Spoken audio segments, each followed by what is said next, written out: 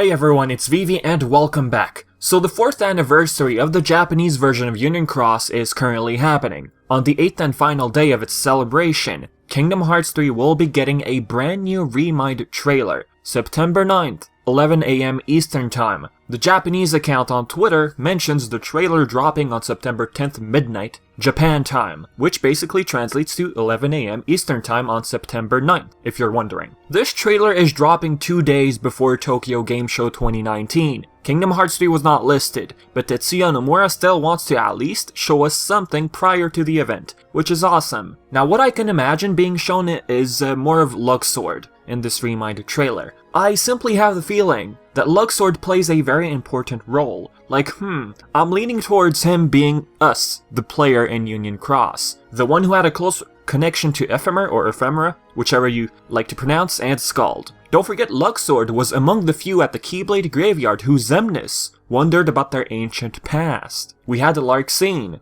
in this group, aka Alrina. By the way, the North American version of Union Cross gives us official translations of Scene with Alrina, Lorium, aka Marluxia. As for Demyx, well, we're yet to see him appear on Union Cross. Same goes for Luxord, which, as I just said, will probably turn out to be the player. Since we're talking about Union Cross, the North American version just got an event titled Keyblade War Part 1. It seems this event will consist of 3 parts. Part 2 is apparently coming in mid to late September according to this tweet. Part 1 consists of Kingdom Hearts key cutscenes, officially translated for the very first time. If you don't remember, the browser game which was exclusive to Japan, while the Keyblade War, the cutscenes themselves happened in Key. We only had fan translations at the time, that was back in 2016.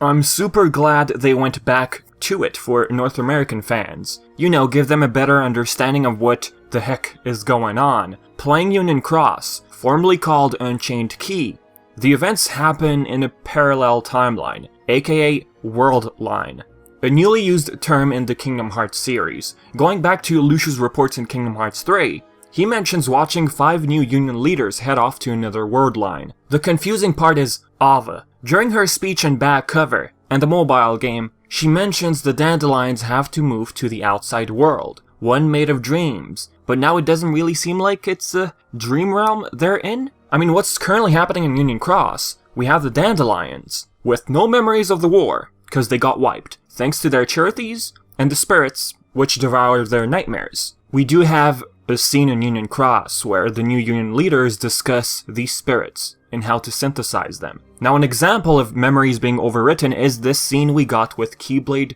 War Part 1. Charity saying, yes, the Keyblade War happened, but you can't really get rid of the scar which is present in your heart. So with Charity and these spirits, all the memories of the war have been overwritten. This was all part of the Master's plan. The dandelions move to a different realm and live as if the war never happened and continue on with their training. So about this different realm they go to, it's a different Daybreak Town, an alternate one, in which a Data Daybreak Town also exists. Hold up, what are you talking about, baby? I'll take you to this North American officially translated sequence, finally. Fan translations of this scene was so confusing. Now it's made clearer and I'm so happy. Before the Keyblade War, worlds were connected by a land. Thanks to the Book of Prophecies, the future of those worlds were summoned. The book was able to conjure worlds which already existed in their past forms, which were connected to Daybreak Town. Now without the book and the foretellers not around anymore, the Master of Masters most likely made digital versions of these future worlds. Now to access these data worlds, Brain explains, yes, his name is Brain by the way, that they first have to travel to a digital Daybreak Town to access those data worlds. I mean, going back to this scene, Ephemera explains there is data versions of themselves. He is aware. Him being aware that there is a digital Daybreak Town, which is used as a bridge to data worlds.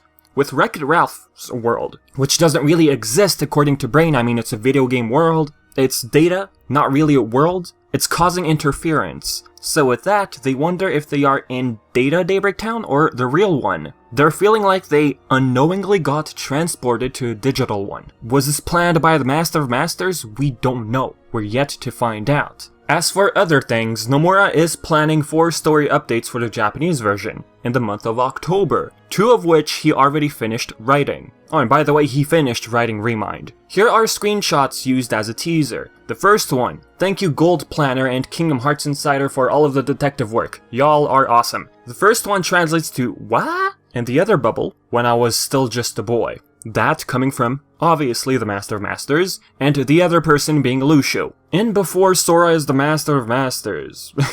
Right? I mean, when I was still just a boy? No? Okay. Now as for the second screenshot. Very interesting. Okay. It seems the boy circled in red. The one the Master of Masters wanted to carry the Book of Prophecies in this different realm. Is Brain? Ava was instructed to do so. Unless this is a scene where Brain finds Ava in the alternate Daybreak Town. You know, Ava following the dandelions to keep an eye on them. But it's not that likely, okay? Master of Masters had told Ava to give this book to this person in secret. I'm loving these official translations. It feels great. The fan translation made it seem like Ava was also instructed to follow the dandelions. Hence me saying, oh, Ava could have followed the dandelions, and Brain finding Ava, but it doesn't seem to be the case anymore. So yup, this scene seems to be aiming at Brain being given the Book of Prophecies in secret. And was most probably told to make it seem like he wasn't given the book. Make it seem like he just found the book. When they all enter the foreteller's room, the book is already on the table. This could have been orchestrated. He was given the book in secret. On his own, went to the foreteller's place, and placed the book on the shelf. Well, table. So with that, since Brain was also chosen by Ava to be one of the new Union leaders, this leaves us with Ven being the one who took Strelitzia's spot. We are aware that Ventus does have a dark counterpart, Vanitas. We don't really know much of Ven's past apart from, you know, him being one of the supposed new Union leaders. He could be the one who wasn't supposed to be part of the group. Did he have 2 personalities? Did his darkness somehow take control of him at one point and made him take Strelitzia's life? I mean, look, Laurium is Strelitzia's brother. He's looking for her, so cross Laurium out of the list. Skald and Ephemera, they're loyal to Ava, cross them out of the list. Brain was also chosen, so there you go. Strelitzia was also chosen, but her spot got taken. Where does Ven fit in all this? Leave your thoughts in the comments. Let's move on to something else, alright? Here's a quote from Nomura. Regarding the scenarios for Kingdom Hearts, I've finished ReMind and 2 scenarios for Union Cross. As I've said before, there are 2 more scenarios coming up for Union Cross. But before that, there is one mysterious scenario that's been requested from the team, after which I am planning to return to Union Cross. All I can say is that the mysterious one is an unannounced 3rd Kingdom Hearts line. And in the 3rd line, circle circle, that's another way of showing censorship. Interesting, isn't it? What the heck is Nomura planning? Is what we always ask ourselves. This doesn't make any sense. 3rd Kingdom Hearts line? What? I tried thinking about it a little, so here goes. I got 2 ideas in mind. First one, thank you KHInsider for this. Scholastic is planning to release 2 Kingdom Hearts books. We know that novels already exist which are non-canon, but this line of books, it seems to be canon? I'll get to it just in a sec. The first one will be a character handbook, planned to get released on February 4th, 2020 on Amazon. The other being the first volume of a novel, May 5th, 2020 release date. Here's a quote explaining this. An all-new original middle grade series based on the hit Disney video game, an original canon story in the world of Disney's Kingdom Hearts that can only be found in the pages of this book. This first volume of a completely original middle grade series combines Disney and Square characters with new heroes and a new addition to the rich lore of this game. The first book in an all-new series is a must-read for fans of this hit game, and will tell a huge part of Kingdom Hearts lore that they have been clamoring for. You can also find information on the character handbook over on KHInsider. I'll leave the link in the description below. Canon? A must-read for fans? It seems like Nomura wants to squeeze in some extra lore in that book. That could perhaps explain Nomura's 3rd Kingdom Hearts line. The first line, I guess, being the console games, 2nd line being the mobile game, 3rd line being a book, if you want to put it that way. Or, by line he means another world line. World Line 1 being the Age of Fairy Tales where the Keyblade War happened. World Line 2 would be the alternate Daybreak Town, aka Union Cross, the game you're all currently playing. Well, maybe not all of you.